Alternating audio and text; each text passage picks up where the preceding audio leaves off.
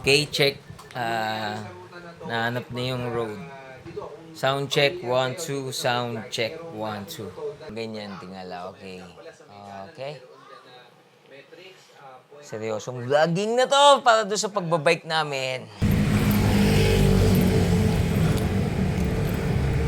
Oh!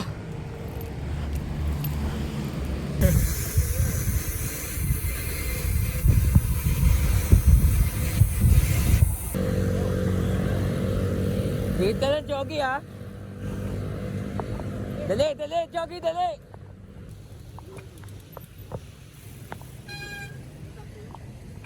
AJ ito, buong buo eh.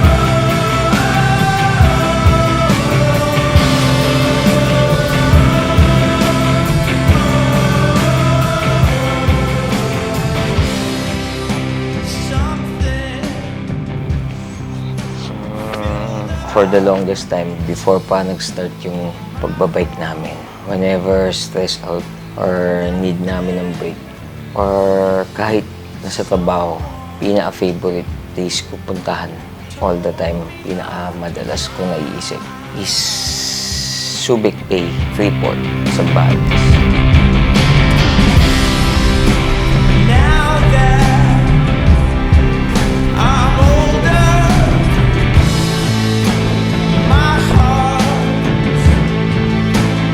One time, isa sa mga favorite ko ngayon, si Mark Arthur.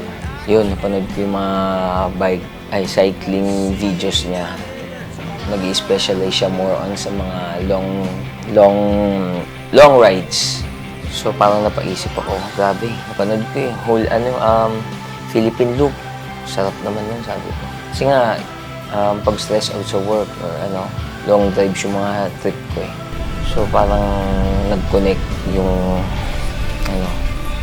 gusto ko mag-long drive and yun nga yung mga videos niya na long rides siya. So, yun, parang naisip ko, parang ang sarap naman nun.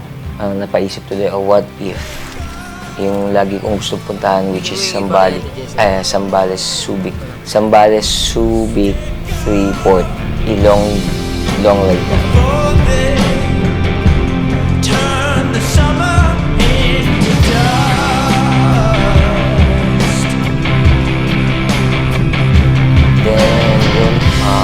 Okay na yung plano. Ang hindi na lang okay is yung capabilities natin as a rider. Siyempre, bago pa kami, kailangan namin gawa ng paraan na masigurado namin na umabot kami doon. Kasi one shot from here to Zambales Freeport is 100 kilometers plus. Siyempre, hindi naman magic yun. Kakayanin mo agad. Kailangan ensayuhin yun.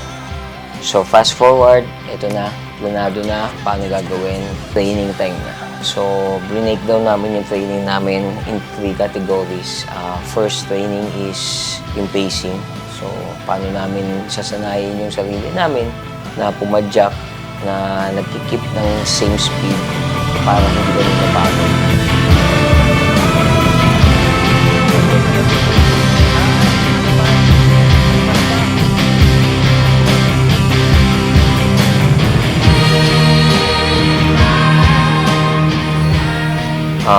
Training number 2 is heat training.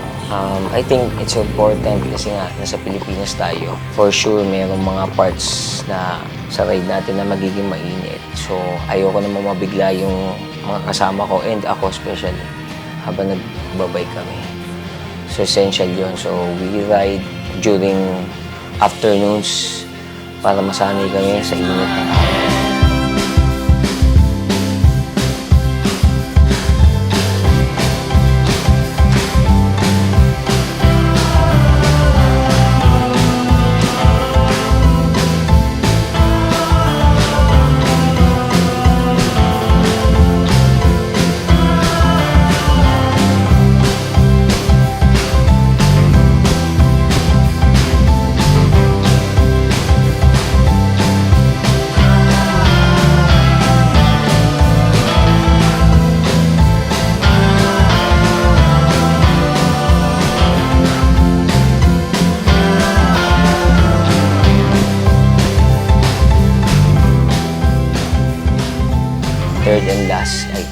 training namin is yung ahon and yung burst ng speed. So, although hindi the same, yung idea na mag-effort ka more, yun yung pinaka-idea ng training niya. So, parang iinsayuhin namin na umakyat, paahon, and mabilis yung takbo kasi nga, Zambales eh.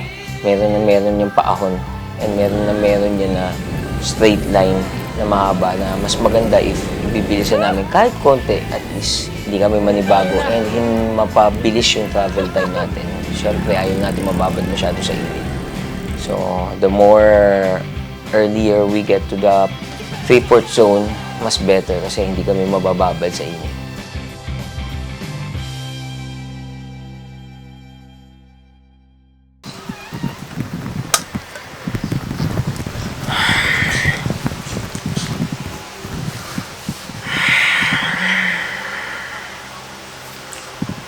Time check, 3 a.m.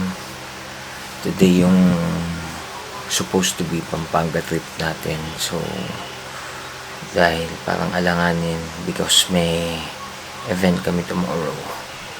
Bulacan trip muna. Kakagising pa lang.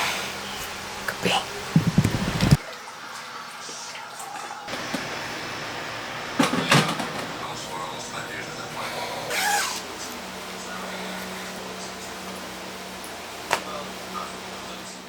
Today dapat yung Pampanga ride namin. So instead na Pampanga, pinindot mo, huwag mo pindutin. Pampagulo talaga eh. So instead na Pampanga, Philippine Arena muna.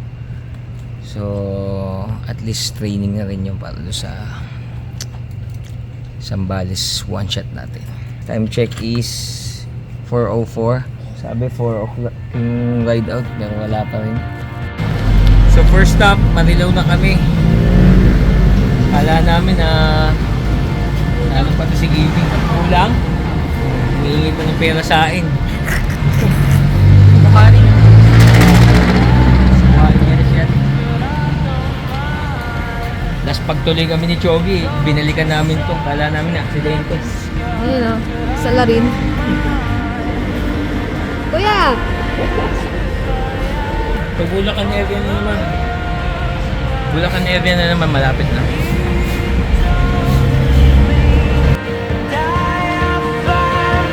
In 200 meters, at the roundabout, take the first exit and stay on Ciudad de Victoria bypass road.